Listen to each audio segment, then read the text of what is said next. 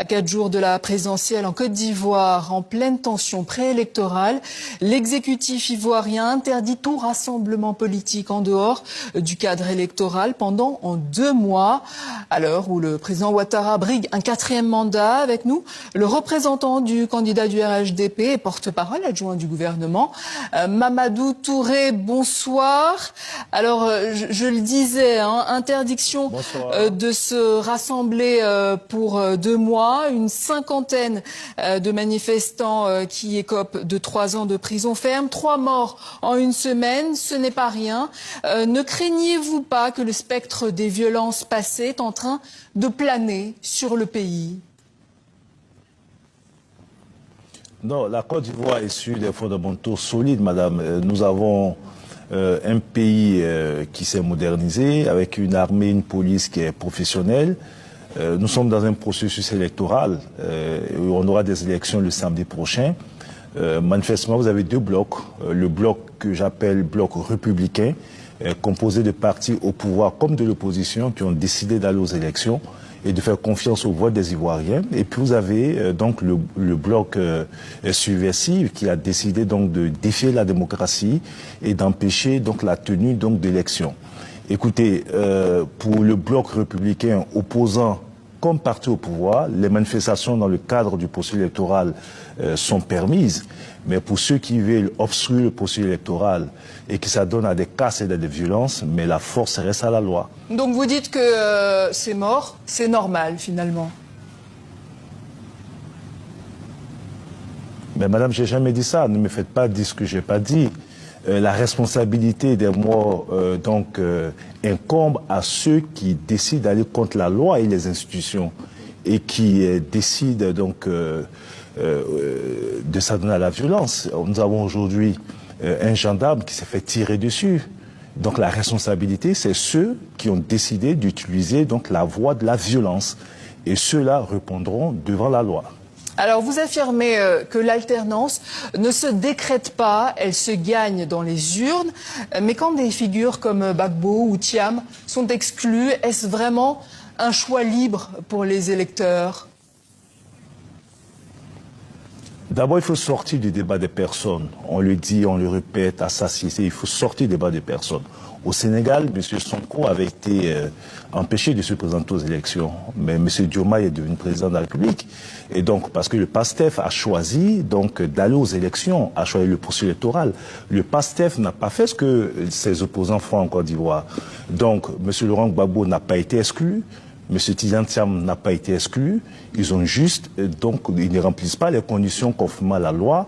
Et comme en France, demain, Marine Le Pen, elle a été condamnée. Donc, ne nous demandez pas de faire ce que vous n'acceptez pas chez vous. Ici aussi, il y a des règles. Même si nous sommes des pays africains, il y a des lois et chacun doit se conformer aux lois.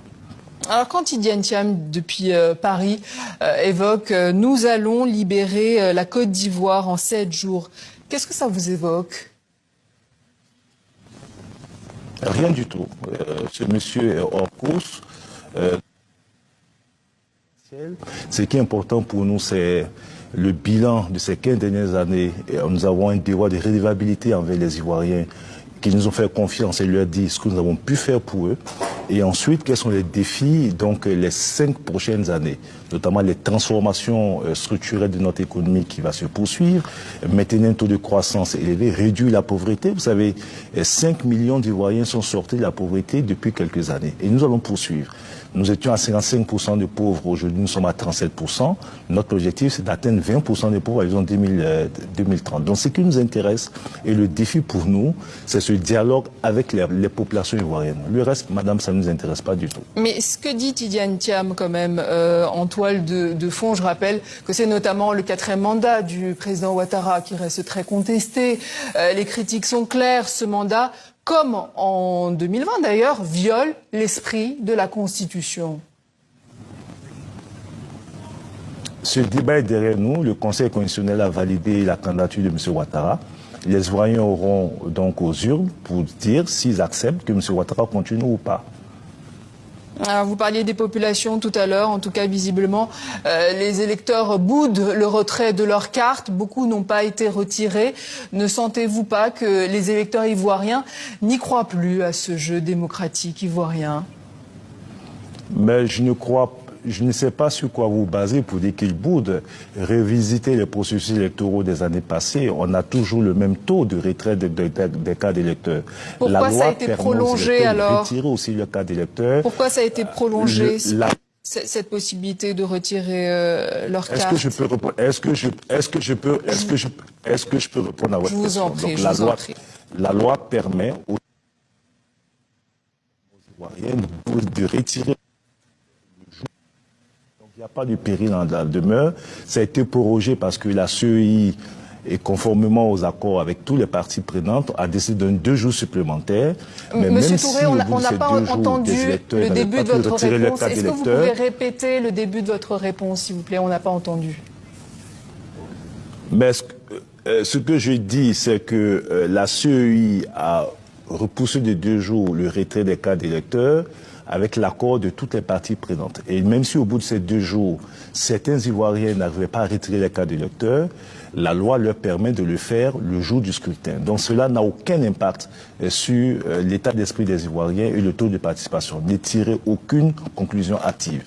Alors, 15 ans après l'arrivée d'Alassane Ouattara, la Côte d'Ivoire affiche effectivement une forte croissance, plus de 6%, mais les inégalités restent criantes. Comment expliquez-vous ce décalage entre succès macroéconomique et difficultés sociales?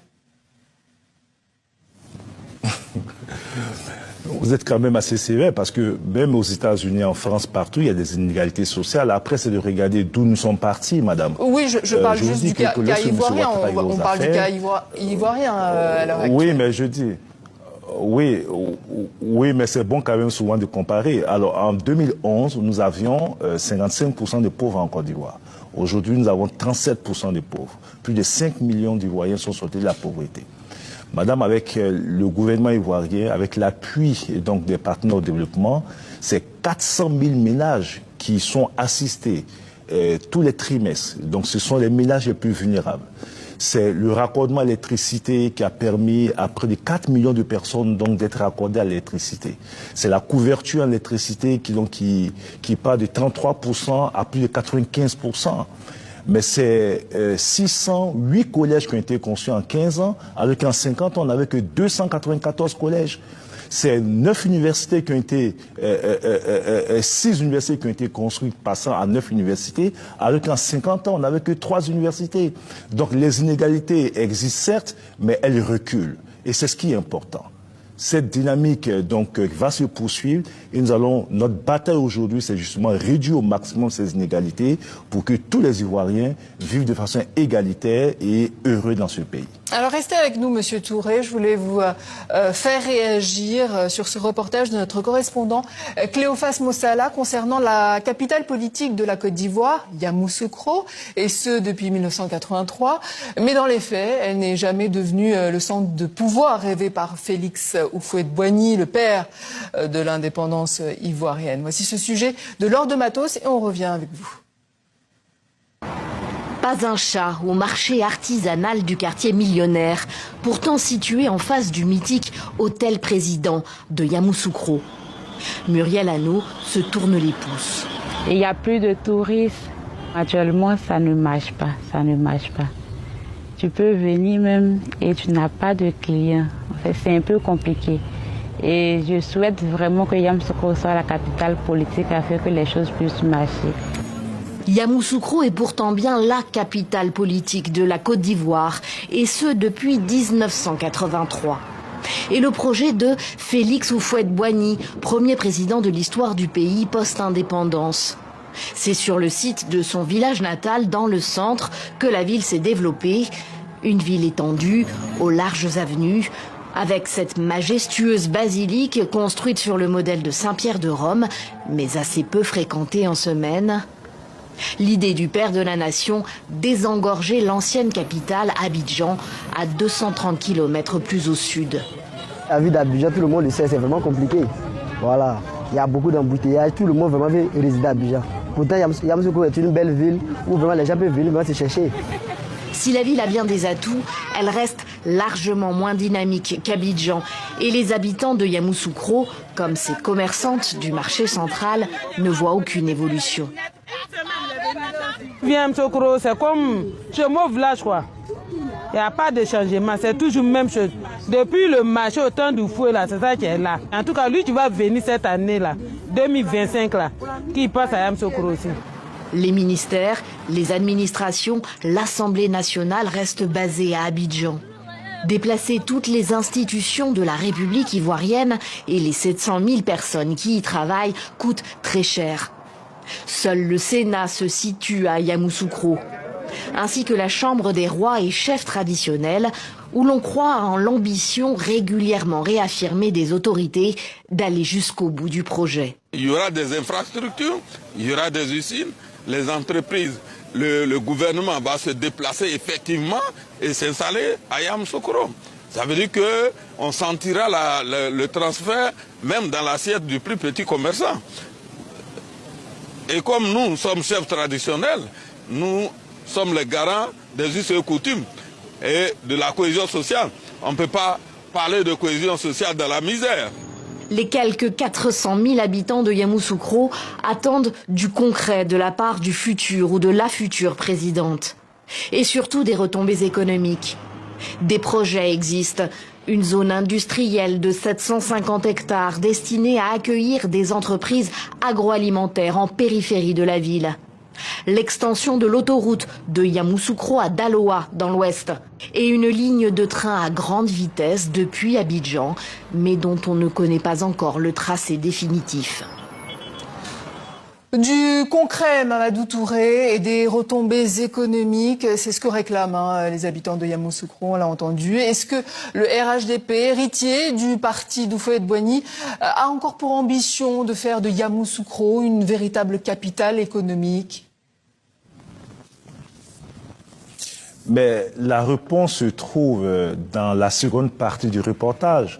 Une zone industrielle, des institutions comme le Sénat qui ont été transférées à Yamoussoukro, le siège des chefs traditionnels transféré à Yamoussoukro, 100 km de bitume dans la ville de Yamoussoukro, le train rapide qui permettra donc de rallier Abidjan à Yamoussoukro en 20-30 minutes, etc. C'est autant de projets qui vont permettre à Yamoussoukro donc d'assumer donc son leadership des capitales de notre pays. Alors je vais rappeler que Yamoussoukro, certes, est la ville natale du président Houphouët-Boigny, mais avant le président Ouattara, nous avons eu beaucoup de présidents à la tête de ce pays. Et aucun d'entre eux n'a fait ce que le président Ouattara a fait à Yamoussoukro. Donc la renaissance de Yamoussoukro, c'est Alassane Ouattara et ça va se poursuivre les 5 prochaines années.